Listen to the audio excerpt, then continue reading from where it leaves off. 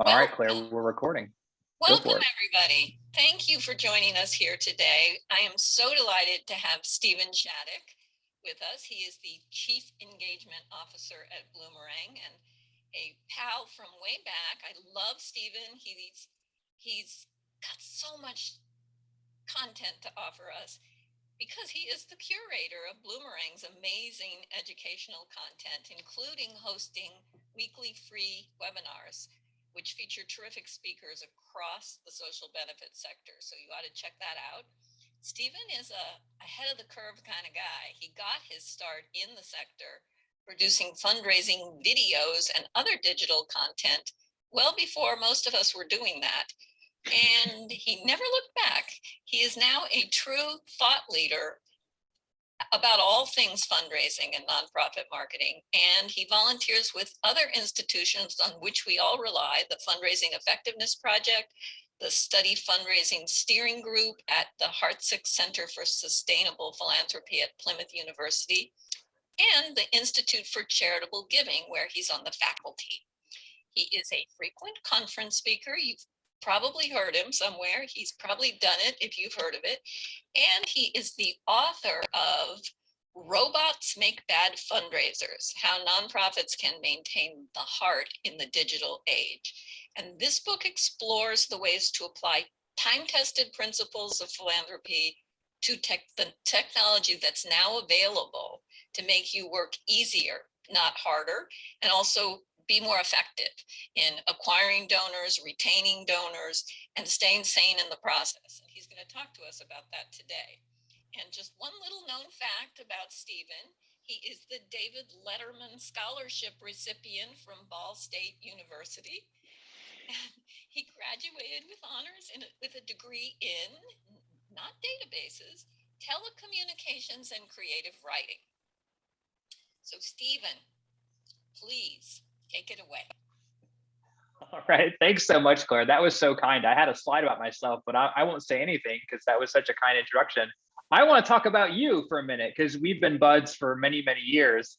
And I'm so thankful that you're having me talk to your crew here. You all know Claire and know how awesome she is, but you may not know that she has been a real big asset to the Bloomerang community as well over the past several years.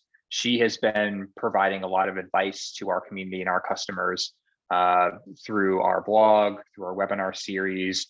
She's been doing Q&A posts, which is really awesome. Fundraisers can ask her direct questions and get an expert answer. So I'm so thankful for our friendship, Claire, and the community you have built. So thanks again for having me.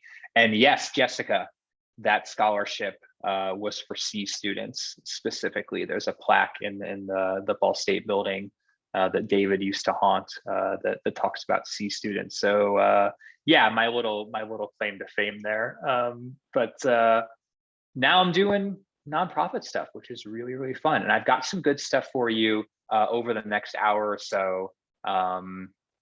So we're gonna have some fun. So we are recording. So if you have to maybe bounce early before we adjourn today, or maybe you're working at home and a toddler interrupts you, don't worry. We will get that recording to you, and we'll get the slides to you as well. And everything that I mentioned we'll be sending out as well, so you won't miss a thing. So lifetime value. We're here to talk about donor lifetime value and how to maximize the lifetime value of your donor database. So assuming you all know what a donor database is, right? That's your Bloomerang, your Razor's Edge, your Excel spreadsheets, whatever it is you're using. But lifetime value, I thought I would just kind of define for you all here real quick to set the table. And it sounds a little bit fancier than really what it is, but all it really is calling to is the amount of donation revenue that you get from a donor until they stop giving, right? So how many donations and how much they give to you before they finally lapse, whether they stop giving, they forget about you, they perhaps pass away, whatever the reason is, that's what we mean by lifetime value. And a lot of times we look at the average gift size of our donors, or maybe our donor singular, which is good to look at, But the lifetime value of a donor is also a really interesting metric to kind of know. And you can calculate that for yourself before they lapse. And I'm going to kind of show you how to do that. And that can kind of give you an idea of the sort of expected revenue from that donor and from everyone in your donor database. So you kind of put a dollar value on all that great information that you are storing in your database, and also set goals for yourself of, hey, maybe we want to increase the lifetime value. What would that mean for us in terms of revenue? I'm going to kind of give you that knowledge so that you can start to look at that for yourself, because it is a very interesting and I think useful metric to kind of know about for your organization, because it's kind of a bellwether for sort of the overall health of the organization. And not only are we going to talk about how to do that, but also how to improve it as well, because you don't just have to, settle for where you are now. We can also make some improvements there. So since lifetime value is kind of reliant on when a donor is going to stop giving, and of course we don't want a donor to ever stop giving. I don't mean to say that, but at some point, every single donor is going to stop giving, because at some point we're all going to pass away, right? And maybe that would lead to a nice, large gift in their will or a bequest or something like that. But there is kind of an end date on every single donor's contribution. And this is, of course, the issue of donor retention, right? In order to have a high lifetime value of your donor, you want to keep them around for as long as possible, for as many years as you can possibly do it. So this issue of lifetime value is tied really at the hip to donor retention. And if you want to calculate the lifetime value of a donor, the one sort of number that you need or factor in that equation is the donor retention rate. So I want to give you first kind of the lay of the land of where we are at as a sector in terms of donor retention rates. And then, of course, invite you, if you're maybe not using Bloomerang or you're not using a database that makes that easy for you, or if you just never went in and calculated it, go in and calculate the average donor retention rate for your existing database. And then you'll sort of know what that lifetime value is going to be and what it would mean if you could increase that. But if you never maybe follow Bloomerang or me, and actually Claire talks a lot about this, so maybe you're a little familiar with donor retention. What we mean by donor retention is what percentage of donors from the previous year come back again and give in the following year, whether that's your fiscal year or a calendar year, whatever 365-day period is meaningful to you. That's also a nice kind of bellwether for the overall health of your organization. And we have some really good data on average donor retention rates in the sector, thanks to a group I think that Claire mentioned when she was introducing me, the Fundraising Effectiveness Project. This is a group that is a collaboration between AFP and the Urban Institute, and now actually Giving Tuesday as of last year. They study donor retention in the North American nonprofit sector every single year. And what they do is they collect data from many of the leading donor management software providers. So Bloomerang being one of them, others that maybe or perhaps you use right now, that's great. Donor Perfect, Neon, we all collaborate on this project, even though we're all competitors. That's not something you hear every day, right? Competitors doing something together for the sake of the sector they serve. Every year, usually in January, we send them the anonymous transaction data that has gone through our databases, and they crunch all those numbers and they release a report basically showing how well all of the nonprofits who use those systems did at retaining donors from the previous year on into the current year. And like I said, we're recording this in January and we have just kind of sent the data over. This report usually comes out late February, early March. So the most recent data I have for you is looking at the 2020 calendar year. We don't yet have the 2021 calendar year, but we will in a few weeks. So if Claire is nice enough to have me back, maybe I could do a quick update.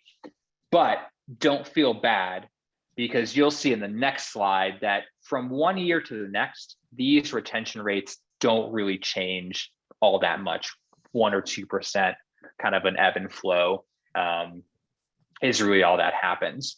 But where we are at, as close as we know to this day, is that the average donor retention rate for our sector is around 44%.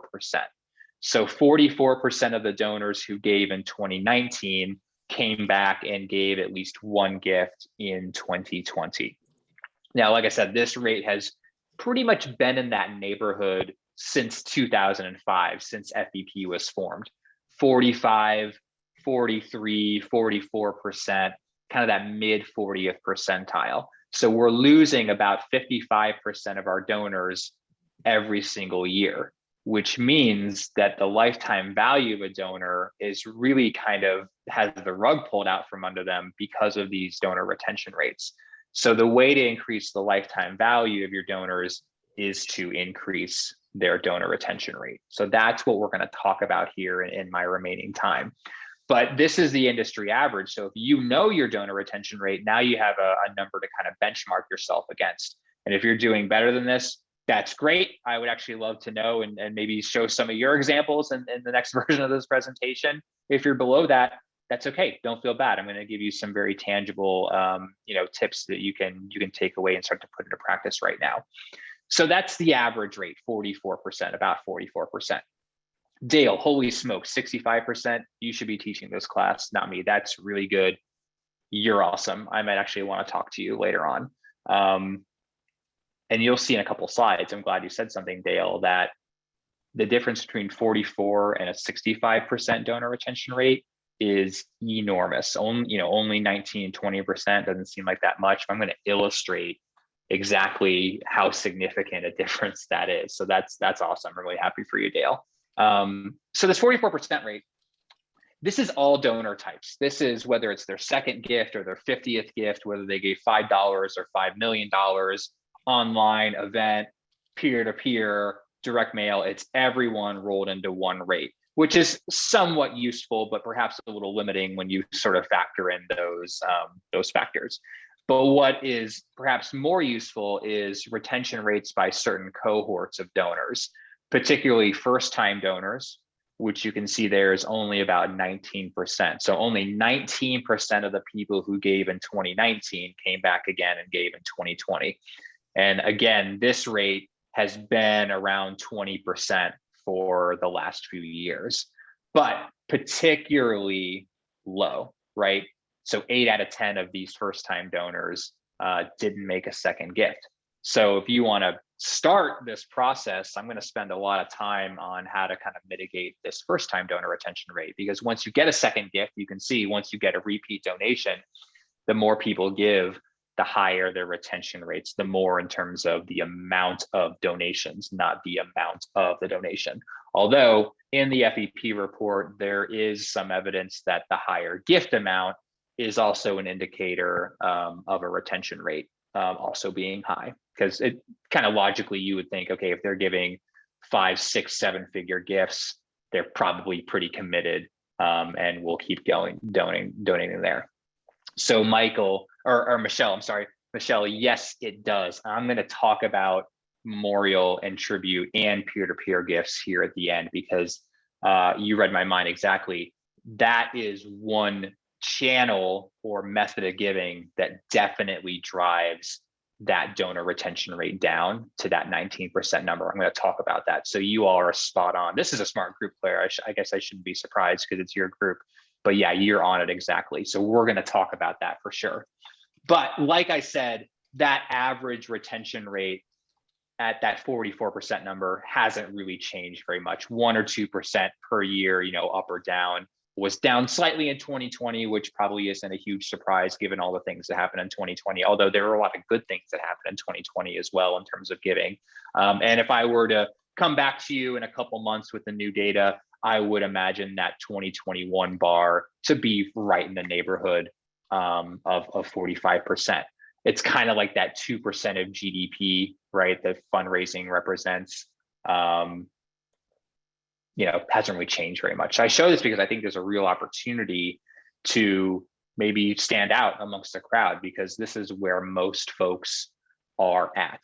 And I know I sort of said that those numbers don't change very much, but that first time rate, It actually has been dropping somewhat precipitously over the last 5 years. And it's something that we're keeping an eye on, not just at Bloomerang, but also at FEP. For whatever reason, it seems to be getting harder and harder to get first-time donors to give that second gift. And yeah, Claire, I totally agree. It's really useful to look at these individual cohorts so you can take some specific action, right? Because maybe your overall retention rate is pretty good, but you have a really low first-time retention rate that's kind of pulling that average down. We want to do some certain things here. Now, I kind of talked on this already with Michelle's comment. There's a lot of theories of why this first-time rate has been falling. Nothing conclusive. I'm not really going to give you a lot of opinions in this presentation. But other than this, my personal opinion is that, yeah, things like peer-to-peer, online giving in general, kind of these very quick and easy transactional methods of giving, I think are good. You know, I have nothing against those things. They're good for a lot of reasons. It's more democratic for donors. They can, you know, there's no technological barrier to giving necessarily. You can give very easily, very quickly. The cost for acquisition on those channels tends to be lower than others, perhaps. But the trade-off is it's kind of a transient method of giving, right? And sometimes it's hard for us to acknowledge those gifts, right? Sometimes we don't even get the contact information from those campaigns or those tools that we use. And if we do, they get very kind of robotic and automated messaging oftentimes.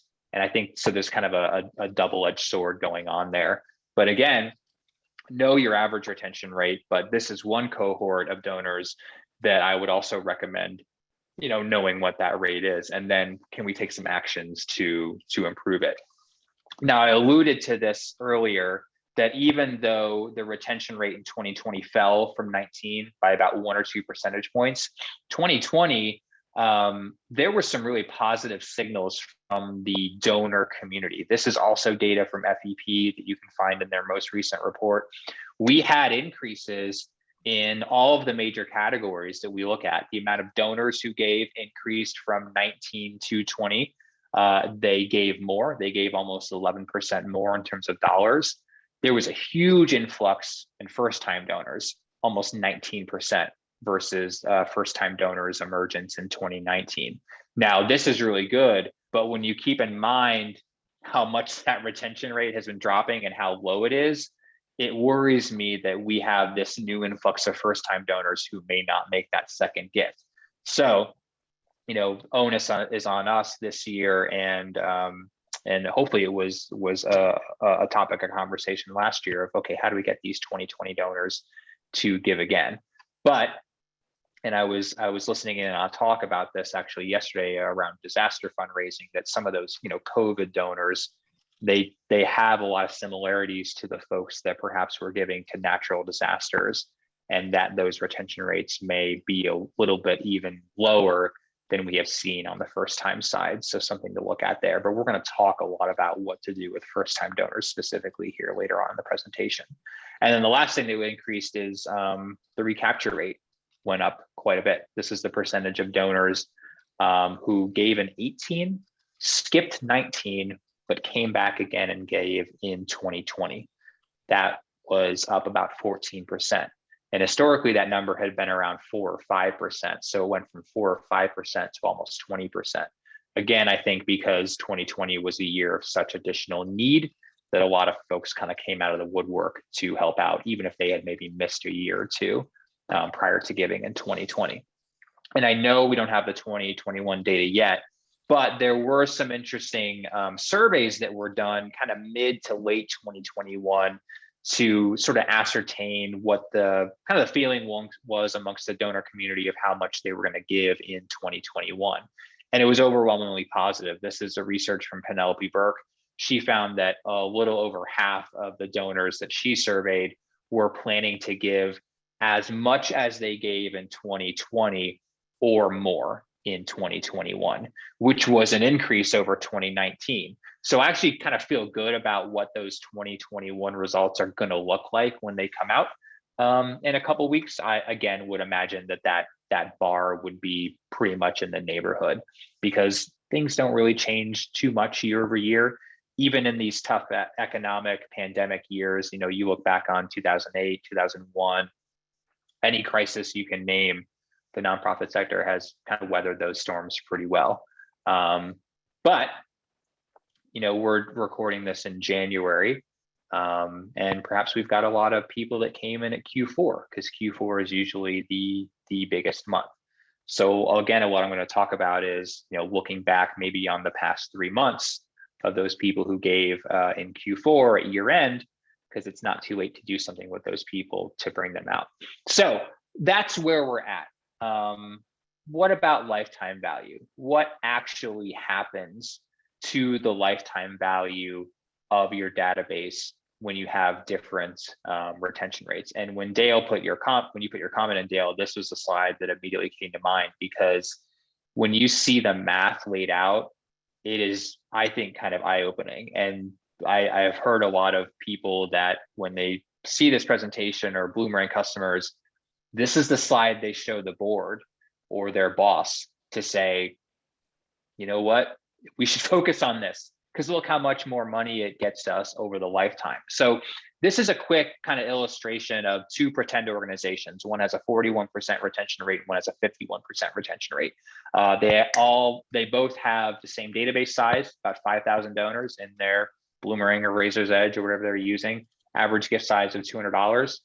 Over the lifetime of those people that are giving, and that lifetime is longer for the 51% group, that organization that has a 51% donor retention rate, they are raising almost $500,000 more from those retained donors over their lifetime before the last one finally stops giving. And that is assuming somewhat of a modest upgrade over time. But that's what happens to the value of the database. That's just a 10% difference. And Dale, you were talking about a 20% difference. That's awesome. This is what happens. It does not take a real big increase in donor retention to start to see a lot of extra revenue over the lifetime of those donors. So sometimes Bloomerang customers will email me, or they'll chat into support and say, hey, we logged in and we saw our retention rate went up 1%. We get excited because we know, like, 1%, that could be thousands of dollars over the lifetime. And yeah, monthly donors, that's the secret. You anticipated my point later on, which is monthly donors, those retention rates are like 90% on average. So forget about that 60% retention rate from repeat annual gifts. If you want a high average retention rate, a robust monthly giving program is really a cornerstone of that. The lifetime value of a $5 a month donor is over $1,000 at a 90% donor retention rate, which is about where they are at. So they're great. And they do other things, right? And the people on the screen, something that is maybe even more important that isn't illustrated in this slide is that, yeah, these people are giving longer and they're upgrading, and that's great, but they're probably doing other things, right? If they're sticking around 10, 15 years, maybe they're volunteering for you, maybe they're on a board or a committee, maybe they're advocating for you in some way, spreading the word about you on social media, writing you into their will, right? That's what Jerry Panis found, that once someone hits 5 years, they are way more likely to leave you a bequest. So many other benefits to keeping your donors around over the long term, besides just the lifetime value of their donors. So the same thing happens when you improve your first time donor retention rate. This is the exact same illustration. It's just top and bottom instead of side to side. A retention rate for first time donors of 20% compared to one at 30%. Again, just another 10% increase. But the 30% org is raising almost $250,000 more than their counterpart at 20%. So if you want, when I send the slides, which I should be able to do today because it's snowing a lot and I actually may be trapped here. We'll send the slides, and in this slide is a spreadsheet that you can download and plug your own numbers in. And you can see what would happen to your database if you were to change these rates. Plug in your database size, plug in your average gift size, whatever retention rates you want to compare, and you can see for yourself what this will actually do. This is why another one of my good buddies like Claire, Adrian Sargent, he has kind of this mantra that it only takes about a 10% increase to double the lifetime value of your database. And that is what happens over time. So it can be a massive, massive improvement in sort of your bottom line revenue with just kind of a small change in donor retention. That's really all it takes. So I think the next logical question is, if you sort of buy into this, okay, why does this happen? Why do donors stop giving? Because we want to mitigate that. We want to hang on to them for as long as possible because that's what increases that lifetime value. So we have a lot of research on sort of donor loyalty and donor commitment spanning decades. And over the years, again, that research hasn't really changed. When you ask donors, they basically give you the same reasons. So I'm going to kind of go through a couple decades worth of research here sort of quickly. But there's a lot of people that are looking at this. Adrian Sargent, Jen Shang, Penley Burke, I mentioned, Donor Voice, Roger Craver. So we actually have a pretty good body of knowledge into sort of donor, I wouldn't say donor psychology, but sort of donor behavior, because most donors, 55% of them, they stop giving every year. Why does that happen? Well, we have some pretty good answers on that. This is a study that was done back in 2001. And if you're bristling at that age, don't worry. We're going to kind of, again, move forward in time because I want to illustrate that, again, that donors really haven't changed those reasons for giving or not giving over time. But this is one of the, I think, probably one of the most landmark studies into donor loyalty that Adrian did. And you can download the whole report if you want when you get the slides, but I'm just going to kind of skim over the high level findings. But what he did is he reached out to 10 very large nonprofits here in the US, major, like huge household name nonprofits, because they had been around for a long time. And again, at those average retention rates, they had churned through a lot of lapsed donors over the years. And he surveyed those lapsed donors and he got enough of them to respond and give them some good data that it was statistically relevant by basically just asking them one question: why did you stop giving to these organizations? Did they make you mad? Did they make you sad? What happened? Did you move? Did you die? Some of them died. 16% had passed away, which is not really a problem that either Claire and I can solve for you. A little over half said that they could no longer afford their gift, which is always, by the way, the top reason in any of these donor loyalty studies, and probably nothing we can do about that. But you look at the first 3 or 4, this is getting into where, hey, maybe there is something that we can do. The donor thought that they weren't needed by us anymore. Well, if we're saying thank you and if we're telling stories and stewarding them, probably won't think that. There's 5%. 8% didn't get any information on how their donation was spent or used. What was the impact of that gift? Again, the stories, right? Hey, this is what we were able to accomplish through donor support. Thank you so much for that. That's actually a concept we're going to come back to quite often because it kind of pops up very frequently in these research studies. 9% didn't even remember giving, which again, if they were thanked and reported on and communicated to, probably would have stayed within their memory banks. A whopping 13% never got thanked, let alone a fast thank you or a personal thank you. No thank you at all. Maybe they got that automatic email receipt, but that didn't really count, right? That didn't really register to them as a thank you. So when you add up those top 4 that basically boil down to, donor stewardship, that's way more than a 10% increase. I mean, I think that almost comes up to 40%. I was an English major, so I struggle with that arithmetic. But if your goal is a 10% increase, for example, this is where I would start. This kind of basic blocking and tackling on stewardship. And I'm going to show you some examples of organizations kind of in my community that do a really good job with those things. That's why they leave. What about why they stay? What do organizations with a high donor retention rate, what are they doing to keep those donors around for 10, 15 years or so? This is an interesting study done by the Donor Voice back in 2011 that looked at that specific thing of what do those high performing nonprofits do, either on purpose or in spite of themselves or accidentally, doesn't matter, it's still happening, to keep those long time loyal donors giving year after year after year. So what Donor Voice did in this study is they isolated a cohort of about 250 nonprofits, and amongst them found kind of 1,200 cream of the crop, long-term loyal donors. Not only have they been giving year after year, but also like upgrading, soft credits, other engagement signals that just showed like, dang, these are the donors that we all wish we had, right?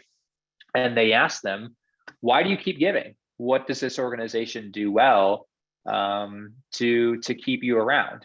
And I want to share with you the top 7 reasons that those loyal donors gave, for a couple of reasons. One, if you do these 7 things, or even if you do some of these 7 things, I feel pretty strongly that your retention rates will improve. The other reason is, if you compare it to the Adrian Sargent research that I just shared with you, that was 10 years prior, completely different data set, different people they were talking to, they line up almost exactly in terms of a mirror image of those reasons.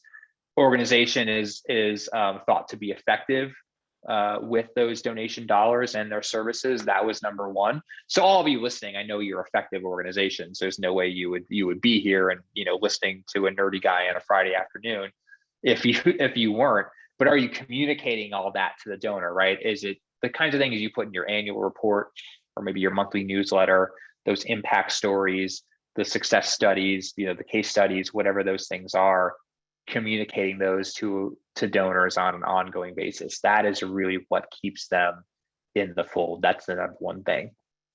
2 is a little weird compared to the rest, but I think it bears some attention because it's number 2 thing. Donors don't like to be caught off guard by anything that you send them. So the more that you can kind of preview or set up that expectation amongst your community of what it is you're going to be sending, be on the lookout for our monthly newsletter. Hey, thanks for donating. We're going to send you a welcome kit. Always kind of be telling them what it is that's going to come to them to the extent that you can. And then not sending anything that doesn't make any sense for who they are. Not inviting an out-of-town donor to your hyper-local event, or asking a major gift donor to suddenly join your monthly giving program at $5 a month. Segmentation is really how I set this one up. And we're going to talk about segmentation here in a little bit. 3, donors want to be thanked. Of course, that's high on the list. But the speed of the gift acknowledgement, the timeliness of it, has been shown to be a driver of donor loyalty. So we're also going to put an emphasis on thanking donors as quickly as possible. And that automatic email receipt from your website or your online giving provider, that don't count, folks. That's not really a tried and true thank you. It can look nice and say thank you, but that may not register in the donor's mind as the actual gift acknowledgement. 4, are you getting to know donors? Are you giving them a feedback opportunity? So we're going to talk a little bit about donor surveys and getting to know donors. Not only do donors like to be asked those questions and kind of feel like the organization cares about their thoughts and feelings, but the answers you get, and you're not going to get a ton. On average, our surveys have about a 10% response rate, I think, in that neighborhood. But that 10% answers that you do get, that's really valuable information that perhaps you can use in subsequent communications to those donors. And then 5 through 7, like these concepts kind of start to repeat. Like they think they're part of an important cause. They think you're an important cause. They feel a part of it. They feel appreciated. And then again, the storytelling, who's being helped. These are the kids we're feeding. These are the kids we're putting through college. These are the animals we're saving. This is the rainforest that we're preserving. Whatever those things are, always be communicating that impact, even in appeals, especially in thank yous, and then perhaps even in standalone stewardship pieces. So these, I don't think, are easy things to do. I'm not here to say that they should be, your top priority very easily. But if you can put a little bit more emphasis on some of these activities, maybe it's speeding up that time to thanking donors. Maybe it's weaving in more stories, right? Segmentation, we're going to talk about. If you do, some of these things, if not all of them, I do feel strongly that you can impact those retention rates through those activities. So what are we going to do? I'm going to show you some examples here and give you some real tactical stuff. We're going to talk about thanking and how to thank, perhaps using multiple channels like the phone. I know Claire was talking about just a second ago in the chat. We got some good data on that for you. Segmentations. We're going to talk about, communicating to different types of donors differently. We're going to kind of follow those retention rate cohorts as kind of a guide for deciding who those segments should be. Communicating impact, previewing future communications, kind of telling donors what it is they're going to be getting, and then perhaps opening things up for feedback, maybe dabbling in donor surveys. I'll show you some examples of those as well. Now, there's a lot of different ways that we can kind of tackle this, right? And I know it seems overwhelming, and there's only so many hours in the day, and it always seems like we could always be doing more and more, especially, dorks like me saying that you should be doing more and more. So let me kind of give you the lowest of low-hanging fruit. Whenever I talk to Bloomerang customers specifically, because that's who I have the most access to, obviously, or when I see Bloomerang customers who have high donor retention rates, first thing I do is look in their database. And what I always see amongst all those high-performing organizations is that they are doing some form of segmentation in their database. Rather than treating everyone in their database the same and sending the same thank you letter, the same newsletter, the same appeal to everyone in like a blast to all those donors, whether they're a first-time donor or they, haven't donated 20 years, but we're still hanging on to their name. Don't do that. Instead, segment your database by donor types, because within your database are very, very different types of people. They give for different reasons. They have given on different frequencies and recencies. You've got first-time donors, you've got lapsed donors, you've got monthly donors, you've got people who give every single year like clockwork. You got $5 donors and you got $5,000 donors. And then they all give through different channels.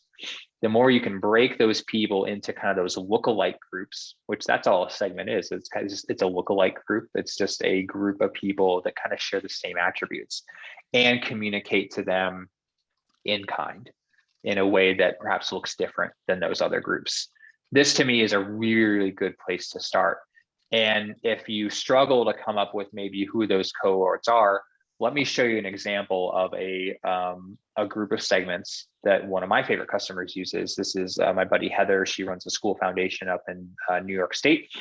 And she's like this queen of segmentation. If somebody's going to break Bloomerang, it's probably going to be her. Hasn't done it yet, but it probably will be her if it happens. So lots of different segments. And they kind of follow some of the things I talked about already. Never given, they're a pure prospect. Given once, first-time donor, right? 19% retention rate. Given once, last year versus, it's been a while. Okay, perhaps they're a lapsed first-time donor versus kind of a recent lapsed donor. And then people who give every single year, like clockwork, right? Those kind of repeat donors. Following those retention rates is a really good way to start those segments. So their recency and frequency, their average gift size, maybe $250 is kind of the threshold of meaningful to you, at or below that. And then also weaving in persona. So they're a school foundation, so they have a lot of different types of people who give. They have parents of current students, grandparents of current students, alumni, people who have graduated and gone on to adulthood. And then they also have people who, live in Skinny Atlas, but don't have kids or don't send their kids to that school, or perhaps their kids have, aged out, but didn't go to that school either. Those different types of personas, she will layer into the segments and talk to all these people in different ways. Because when you start to kind of see it laid out like this, yeah, these are very different types of people. You wouldn't say the same thing to a first-time donor as you would someone who's been giving to you for 20 years in a row. And you probably wouldn't say the same thing to a parent as you would a non-parent, right? Kind of think of that case for support also being different. For example, an appeal letter to me may read something like, Dear Stephen, as the father of 2 children in our school district, the value of the education we're providing. Now you can give that back, blah, blah, blah. Versus, Dear Claire, you may not know us, but we are the public school foundation in your city. You probably don't want to live somewhere with crappy schools. Yeah, consider giving. And I'm not a great copywriter, but you can see how the case for support is different. And it's not just the appeal; it can be the acknowledgement. Claire, thanks for your first gift. We're so happy to have you join the family of donors. Versus, hey Dale, thanks so much for being a monthly donor. You're awesome. You're keeping the lights on. Donors kind of like it when you tell them what segment they're in, right? in kind of a little bit of a surreptitious way, perhaps. That's all you have to do. The rest of the letter can probably read pretty similar across segments if all you do is simply address the type of donor that they are, or what they did, or why they should care about your organization. If it's persona based, you're doing segmentation, and you should feel really good about that, because most folks kind of take this one size fits all approach. Now, if you're doing something like a welcome kit for brand new donors, first time donors, that's segmentation. Can you branch out even further? Maybe you have something specific that only monthly donors get that nobody else gets, right? Or perhaps acknowledge the channel or the campaign that someone gave to. You know, Claire, thanks so much for giving on Giving Tuesday. Or, you know, Sally, thanks so much for giving to our year-end capital campaign. The more you can kind of call out what they did and then tie it back to impact, that'll sort of show the donor that you're paying attention. Because a lot of times our donors, and I see this in databases all the time, they do interesting things that sometimes go unnoticed. One thing I last month was telling people, anyone who would listen to me, to look for is if monthly donors also made a gift at year end, maybe on Giving Tuesday or on New Year's Eve, like a 13th gift, and acknowledge that. You know, hey Dale, thanks so much for being a monthly donor. We also noticed that you also gave on Giving Tuesday. Wow, that was really awesome. Thank you so much. You know, we didn't expect that from you. We know you're already giving monthly. We just wanted to make sure that you knew that we noticed that, and we're so appreciative. You got a friend for life, right? Because a lot of times donors are sending us really interesting signals that don't go acknowledged. And if you can do that, and segmentation is the way you do it, really all it comes down to is reporting. This is really a fancy way of saying reporting in your database, and reporting is kind of boring, so I had to spice it up a little bit. But run a report. Your first time donors, run a report. All your monthly donors, did they give an extra gift last year off schedule, right? Your lapsed donors, hey, that this is a re-engagement campaign. Volunteers who have never given, they should give. You know, volunteers are way more likely to give than total strangers who don't volunteer. But a specific campaign that looks different for all those groups, rather than just kind of a one size fits all approach. You know, you can blast people 30 times a year, but not going to be as effective as if you get, you know, something out to them that really speaks to the kind of donor that they are. So I always start at first time donors, which probably won't surprise you because of how much I talked about how low that retention rate is. That's a good low hanging fruit to start. If you want to start with any segment, let's do first time donors, because that's where the most ROI happens. If you can go from 20 to 60%, that's a really big jump in retention just by getting that second and third gift for sure. So we looked at our customers that had a high first time donor retention rate specifically, and kind of looked at like, okay, what are they doing? What are they sending? What are some of the touch points they employ within the first 90 days specifically? And we found that by and large, a couple of things really seem to make a big difference. You've got that thank you phone call. If you get a phone number, now I don't recommend, and I don't think Claire would either, that you go and try to find someone's phone number or, you know, try to creep on them or anything like that. If you get a phone number and it's their first gift, I would call them. Hey, Claire, thanks so much for your donation. Saw it was your first gift. Wow, thank you so much for joining the community. I would love to answer any questions you might have, get to know you more. But mostly just wanted to say thank you as personally as I could. Click voicemail, and voicemail is just as good. This did not differentiate between voicemails and live pickups at all. Get a thank you letter in the mail, maybe a welcome kit. Again, if you're doing a welcome kit, you're way ahead of the game on segmentation for sure. A donor survey, right? That number 4 thing from the donor voice research was that donors have an opportunity to make their views known. First time donor survey, 2 or 3 questions tops. How did you hear about us? Why did you give? What prompted your gift? Why do you care about our cause? You know, those are all interchangeable.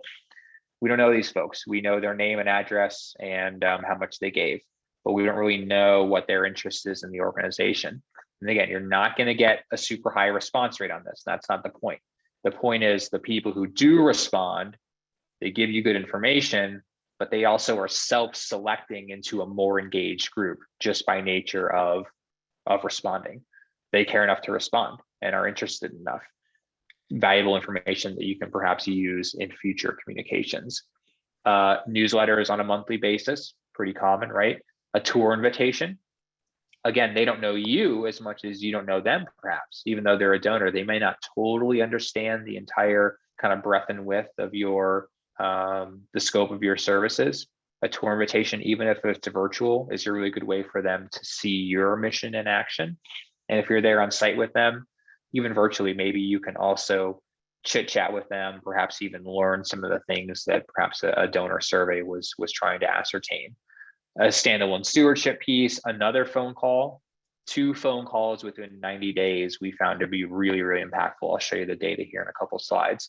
And then you don't have to wait any longer than 90 days to ask for that second gift, as long as you do some of these touch points, right? If you get a gift, you send a receipt, and then 90 days later ask again, maybe probably won't be as effective. But we did find that there does seem to be a honeymoon period in those first 90 days. You don't have to wait perhaps a year or until the next big campaign season to ask for money. Welcome kits, I mentioned a few times. I think you guys know what welcome kits are, right? Something that really only goes to those first-time donors, welcomes them, of course, maybe educates a little bit, like I said, because they don't perhaps know everything that you do, including a brochure or a print piece, something like that kind of gets to know them. That's through the mail. Email is just as good. If you really want to kind of knock someone's socks off through email, fire up Gmail or Outlook, not MailChimp or Constant Contact. Write them an email. Like when I email Claire, I open up Gmail and I write in Claire and I talk to Claire. I don't go to MailChimp and do an email blast. Kind of a lost art here, but really impactful. This is an email I got when I started a monthly commitment to an org here in Indianapolis. Nice little note, just welcoming me to the family of monthly donors. And they also included a thank you video where the development director was speaking right into the camera to me. This is a totally disposable video, only meant for me to watch once, really, although you can watch it if you want. In fact, I would invite you to, where he just kind of says, hey, Stephen, hey, Leah, my wife, thanks so much for becoming a monthly donor. Monthly donors mean this to us. We really appreciate it. Told me a little story about the impact they made.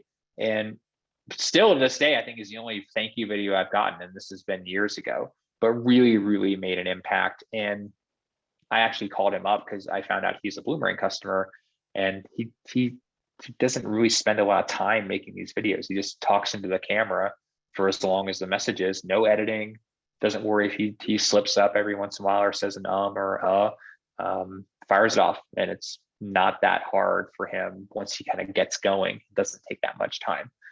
So that could be an option.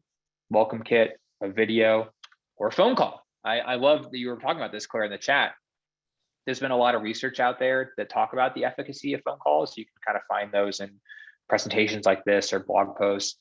But at Bloomerang, we put it to the test. We looked at our customers who were calling first-time donors versus the ones who weren't, to finally put this to rest. Like, does this work? And it does seem like it works. Our average first-time rate went from 33% to almost 60% if they got more than one phone call to say thank you, a stewardship phone call, within the first 90 days. So we were already above average at 33%, but it went almost to 60% with 2 thank you phone calls within the first 90 days of that first gift. And again, we did not differentiate by voicemails or live pickups. It was a call logged on that constituent's profile in Bloomerang. So I would imagine most of these went to voicemail. So increased retention rate. And we found that the second gift, in cases where they did make a second gift, that window went from almost 3/4 of a year to under 2 months. So it sped up the rate in which they gave a second time, and they gave more. That average gift size went from $50 to $100. So I think one of the best bang for your buck activities is to call first-time donors to say thank you. And it's okay if it's a voicemail. So what I recommend is every Friday, run a report in your database. Who are the people who gave this week and they're brand new donors? Add that column. Did you get a phone number? Did they give you a phone number on the form or whatever?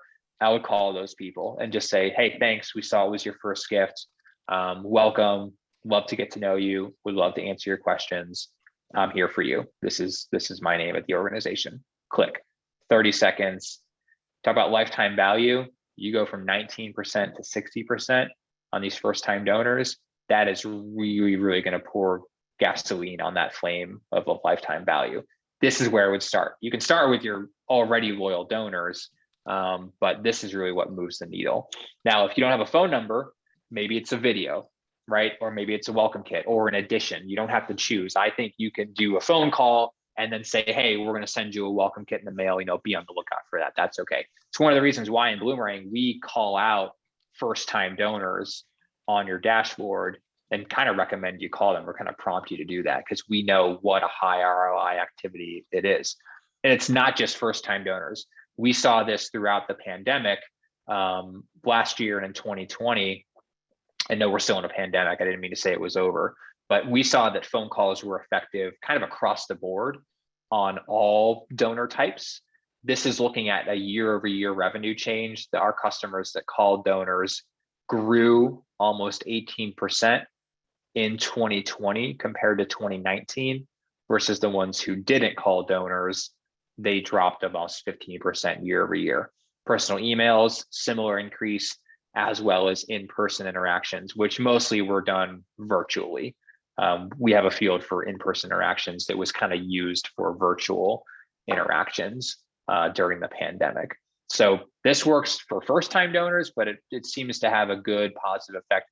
Monthly donors too, 2 or 3 times a year. Hey, Claire, thanks for being a monthly donor. We just wanted to make sure you knew how much we appreciated your monthly support. Here's something that we've been up to recently. We're here for you. Click. You can reach out to any cohort of donors, but thank them for what cohort they're in, right? Being a monthly donor, being a first-time donor, whatever those things are, volunteering and donating, something you want to call out to, whatever those kind of segments are that you come up with. Surveys, that was the number 4 thing. Donor receives opportunities to make their views known. SurveyMonkey, Google Forms. If you have Bloomerang, you can send a survey. First-time donor survey, a lapsed donor survey, a long-time loyal donor survey, a monthly donor survey. Have a survey for each of those major cohorts. But again, I would start at first-time donors. How did you hear about us? Why do you care about our mission? What's your connection to the cause? What prompted your gift today?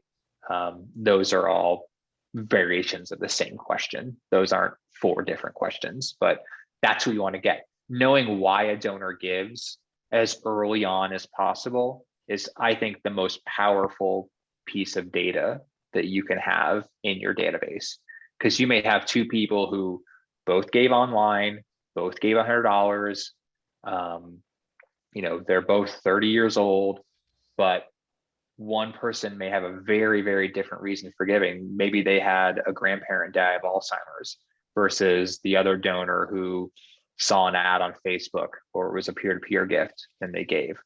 Those are 2 very, very different types of people that you want to communicate to, rather than just lumping them together because they're both first time, both $100 or both in that same value pyramid or whatever.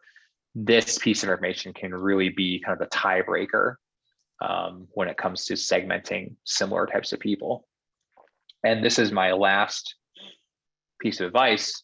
And I think it was Michelle that called it out and anticipated it. Peer-to-peer is within your segment of donors, perhaps a sub-segment that you look at. And I would also lump memorial tribute donors into this group as well, which sounds weird. It sounds very different than peer-to-peer, but the similarity is that there is a third-party person that sort of generated that gift for you, right? Whereas that donor, they were supporting that third party, the person who did a 5K or the person who, lost a family member and you gave at the funeral home, or, a peer-to-peer campaign.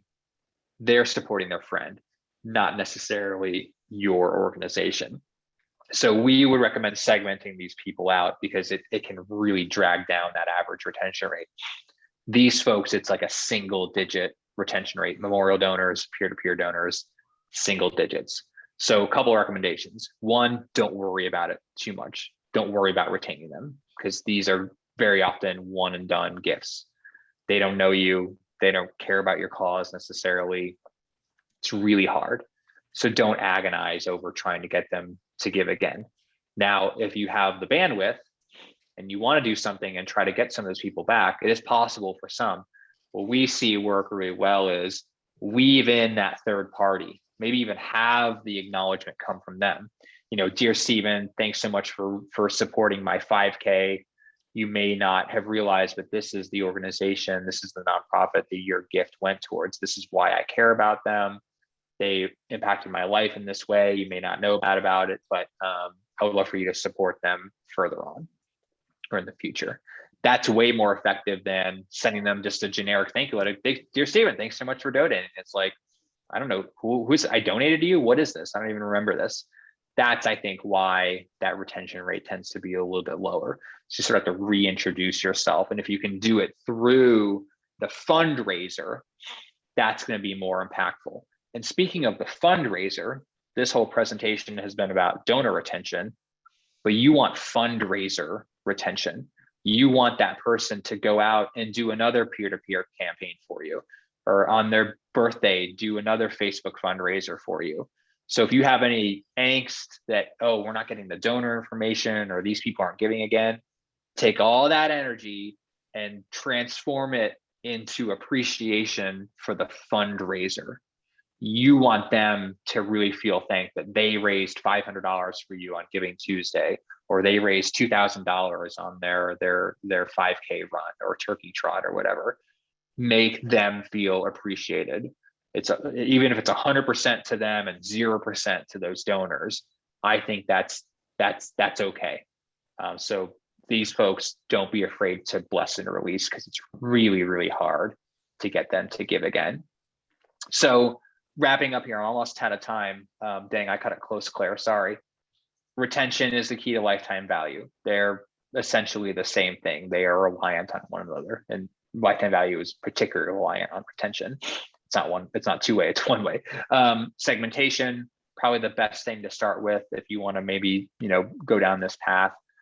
And when you create those segments, have that written plan. This is what we're going to send to first-time donors. This is what we're going to send to monthly donors, on and on for each. Any personalization you can do is going to really kind of up the ante on those communications. Personal outreach, phone, video, one-to-one video, handwritten notes, welcome kits, make them feel like you made it just for them, because you did. And I know this is a lot of work, and that's why I recommend, if you do this for no one else, do it for first-time donors, because that's the only group where you have such a huge, huge jump in retention from the first gift to the second. So if you aren't totally sick of me, we have a lot of really good stuff on our website. Claire mentioned some of the things we have, all kinds of free templates and downloadables. And yeah, I'll hang out for questions. I actually don't have anywhere to be, and I think I'm actually snowed in, so I'll hang out for questions. But if you want to keep learning from us, there's all kinds of free resources on our website. I've mentioned Bloomerang. Hopefully you forgive me for the shameless plugs here and there. But if you're interested in software, check us out. We're pretty easy to find. If you're here, if you're part of Claire's crew, we got special discounts for you. So just tell them Stephen sent you, tell them Claire sent you. They'll know what to do. Just tell them I sent you. So I'm cool to hang out for questions. I think there are a few in here. Claire, did you want to call any out, or you want me to just kind of go through these? What do you think? Well, you can go through them. I'm looking at one now that says, can you hear me? What one caught your eye? Yeah, which one caught your eye? Any suggestions on best practices for segmentation for a one-person shop? I've always done major, moderate, small, and then each of those divided into prospective, lapsed, active. Yeah, I think that's a great start. And I feel for you. One-person shops are like the majority of the Bloomerang community. So yeah, I love you. You're awesome. I think you got a really good start there. Gift amount. And I'm not a huge fan of segmenting by gift amount, although there's a lot of really good common sense reasons why you would want to do that, including being a one-person shop. Like if you can only call one donor and you've got a $100 donor and a $5 donor, I would call the $100 donor. right? Just that, use that to kind of set your priorities. I don't think anyone should feel bad about that. And then the second thing you said, lapsed, prospect, and current, very, very good. I would add an additional layer to the current donors, which is their gift frequency, first time, or they've given more than once. It's you could do it that way. They've given once, they've given more than once. If you can layer that in, and then also prioritize those first time donors. I know I sound like a broken record, but I would try to get to those people as fast as you can. And most of them are probably going to be lower dollar donors. Most new donors don't give at full capacity, right? Because you may not know the organization very well or have that relationship. It just kind of stands to reason. So that's why I don't necessarily like judging by dollar amount too much. But again, there are very obvious and common sense reasons why you'd want to do that. So I think you're on the right track with that strategy. I would just add one more layer of the frequency in that current donor group. And then, you've got your prospects and your lapsed, and then doing something differently. I think you've got it. You were like 90% of the way there. Yeah. Yeah. What else in here? What do you think, Claire? What do you seen work there? Any takes on that? I agree with that. I also think there's a lot of research coming out on segmenting by donor identity, how people identify with you. And so that's the reason that I recommend that everybody, no matter your size, do at least one annual donor survey. And really try, very brief, but try to find out why they're supporting you, which programs of yours are interesting. It's easy if you're just like you only do one thing. But if you're an organization like most that do 2 or 3 or 4 different programs, if you can find out which of those are most resonant for your donor and then segment by those interests, put that information into your database, you're going to generate larger, more passionate gifts from people because they would rather give to something that really floats their boat than just sort of a generic, you do good stuff. I totally agree, Claire. I think it's the most important thing you can know about a person. And it becomes even more important as your organization, or if your organization has a wider kind of service offering, right? If you're really narrowly focused versus I think it's World Wildlife Fund, which is global. They help animals, they help rainforests, they're all over the place. They do a lot of different things. They have a donor survey that does exactly what you said, Claire. Like, are you interested in oceans or rainforests or mountains or endangered wildlife? Do you like to go hiking? Do you like to go bird watching? Like, if it's really important if you're really kind of a broad-based organization to know what that is. But I totally agree. That is a really important piece to segment on as well. So if you can layer the identity with the frequency, recency, gift amount, channel, that's going to be super powerful. You should also know people are saying they can't find the donor defection Campbell Ringer report at the URL you provided. So maybe. Oh, really? Okay, I'll grab that. I have the file on my local machine. So if I can't get an updated URL, I'll send along that as an attachment. Thanks for telling me. It may have moved. Yeah. And I see that Kit Hall had a hand raised. And Kit, if you're still here, can you put your question in the chat? Yeah, let us know, Kit. If not, my email address is there. Email me anytime.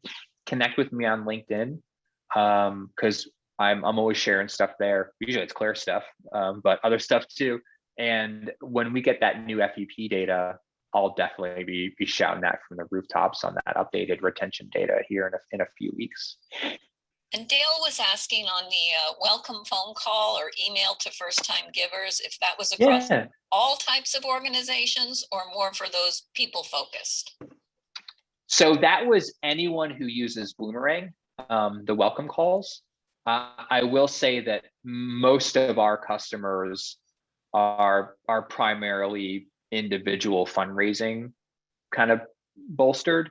we don't have a ton of like membership groups or things like that, but it was anyone using Bloomerang. But most of our cohort of users are, you know, nonprofits that derive their fundraising revenue primarily from individual donors, for sure. Okay, I don't see any other questions that you haven't answered.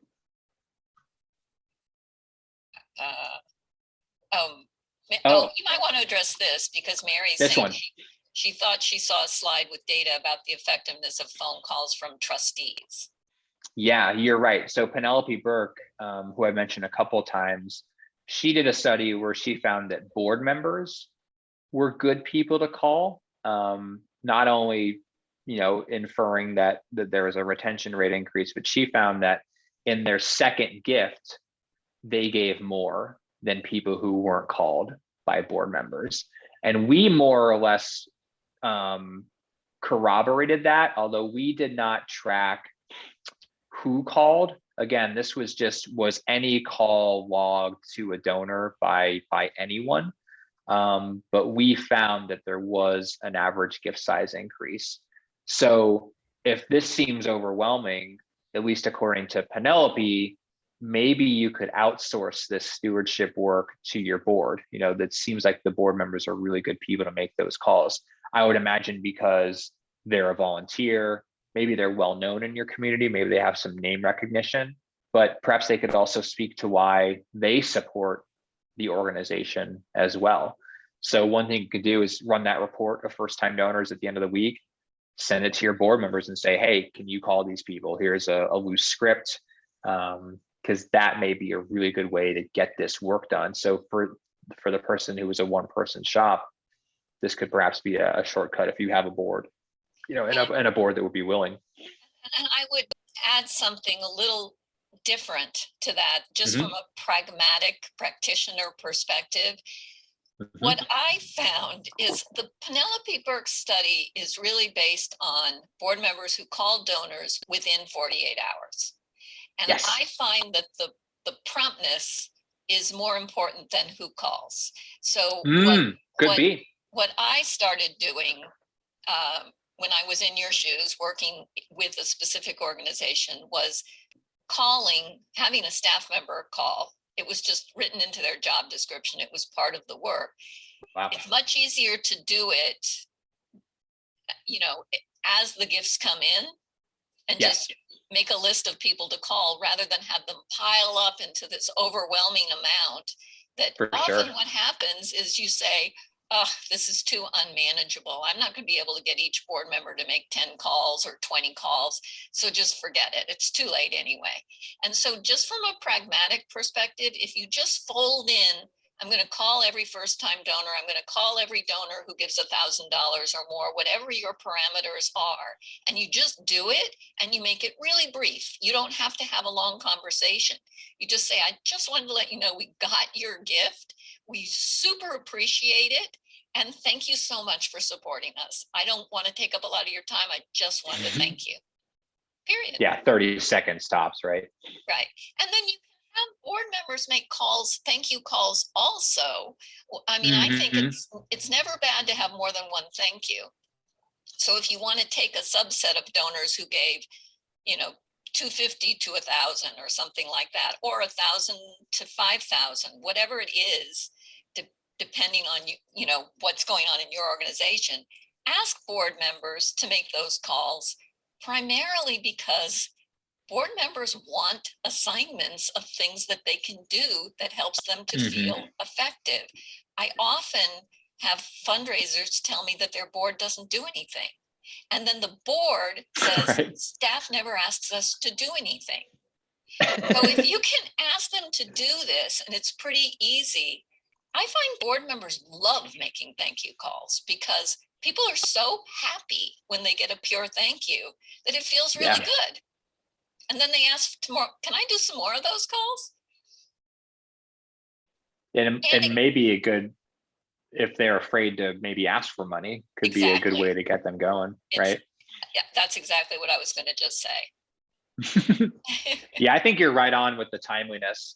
And maybe like on the Bloomerang research where it was more than one phone call, maybe one's a board and one's the employee, and then it's a different voice, right? It's not, it might be a little weird if it's the same person calling Right.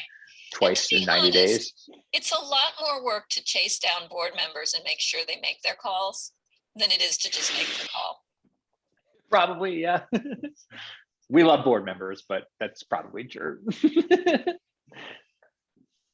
Well, hey, this was fun. I hope people reach out. And thanks for having me, Claire. This was, you got a sharp group here. So I don't know that they necessarily needed a lot of this, but I'm happy to share the data anyway.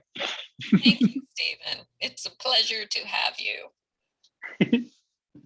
So we'll share the recording and the slides, and I will check on that report from Adrian. I'll run that down for sure.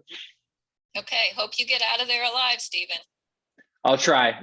My wife's gonna pick me up later, but we got a 4-wheel drive vehicle, so I think I'll be okay.